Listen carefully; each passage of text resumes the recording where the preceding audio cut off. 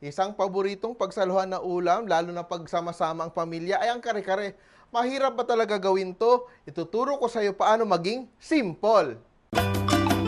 Simpol, luto na, ha-ha.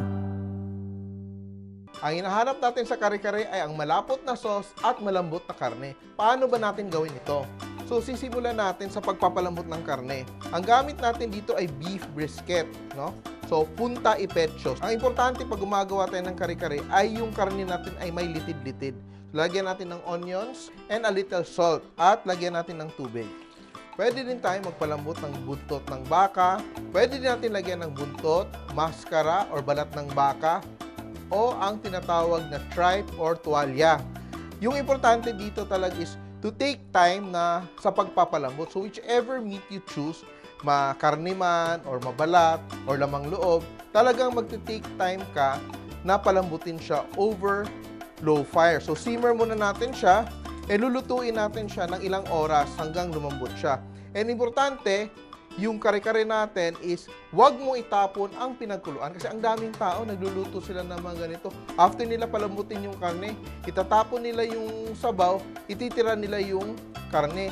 Ang mangyayari yan, hindi magiging malasa yung luto nyo kasi lahat ng sustansya, lahat ng lasa nandun sa tubig, tinapon nyo lang. So dapat at the first moment, pag kumulo na siya, may namumuo na mga dumi-dumi sa taas, isi-skim off natin yan siya.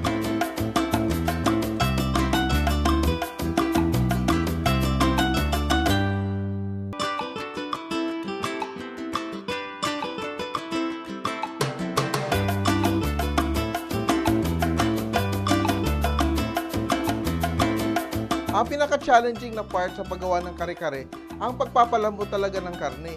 Once nagawa mo yan, sobrang bilis na ng proseso nito. Sisimulan natin. Mag-iinit tayo ng konting oil. Gagamit tayo ng rice flour.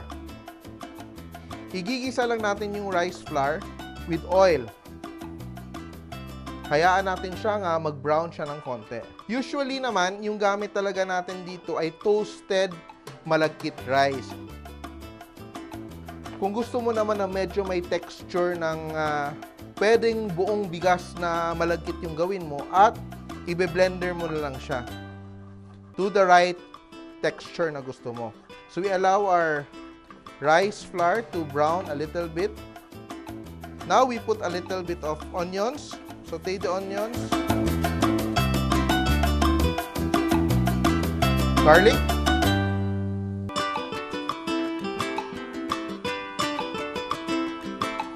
We're taking time to saute our onions and our garlic with our glutinous rice flour. Now we put our annatto oil. Ito lang siya, simpleng-simple. Atsuete seeds na nilagyan natin ng konting hot oil. No? Ininit lang natin yung atsuete sa oil para makuha natin yung kulay niya. Then, we put our beef. So, pinalambot na natin yung ating beef. Kasama yung stock niya. Ito, may buntot yung ginawa ko dito earlier. So, beautiful color. Then, we put our peanut butter. So, pwede nyo ding option, gumamit ng totoong peanuts, toasted peanuts, at i-grind nyo. But in this case, I am using peanut butter para maging easier ang ating paggawa ng kare-kare. Pero importante, not to put too much peanut butter kasi hindi naman dapat na sobrang peanut buttery yung taste niya, no? Ang nagbibigay talaga ng lapot ng tamang kare-kare ay yung collagen galing sa buntot at tuhod ng baka. Hindi yung peanut butter at saka yung bigas. So, remember, pag nagluluto ka, hindi masyadong pasobra ng peanut butter because it's not supposed to taste like peanut butter. Meron din akong konting crushed peanuts dito just for a bit of texture. Yan. So, option nyo yan kung lagyan nyo ng konting texture or ayaw nyo. It's up to you. But ako, I like it with a bit of texture. Ako, nilalagyan ko ng konting sugar lang. Konting sugar just to make it more linamnam. Bilis ang kare-kare natin. And we season with a little patis. Why patis instead of salt? Because it will complement the fishiness of the bagoong later on. Super ganda ng kulay, super ganda ng texture. So we allow it to simmer a little bit more. And lalagay na natin yung ating gulay. So meron na tayong konting gulay, binandian ko na to. Pero ang kalahati nito gagawin nating garnish. So we just toss it with the sauce and we're ready to plate.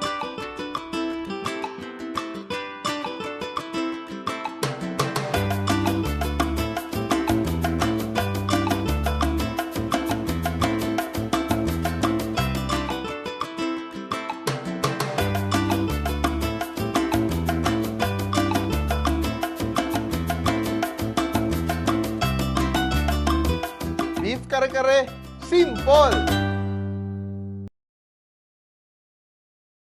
Nagustuhan niyo ba ang video na to? Please share para lalong dumami ang ating mga kasimpol. And don't forget to subscribe to our Facebook, YouTube, and Instagram accounts.